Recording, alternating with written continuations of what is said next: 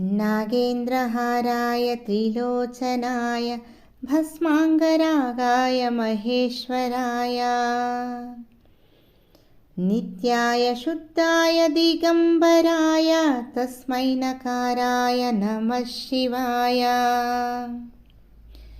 मन्दाकिनी सलिलचन्दनचर्चिताय नन्दीश्वर प्रमथनाद महेश्वराय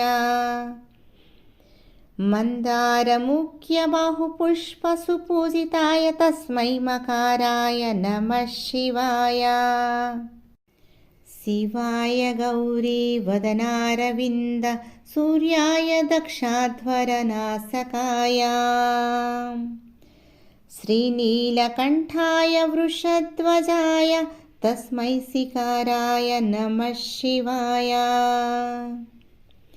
वसिष्ठकुम्भोद्भव गौतमादि मुनीन्द्रदेवार्चितशेखराय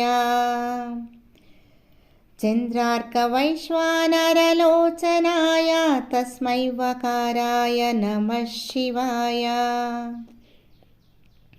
यक्षस्वरूपाय जटाधराय पिनाकहस्ताय सनातनाय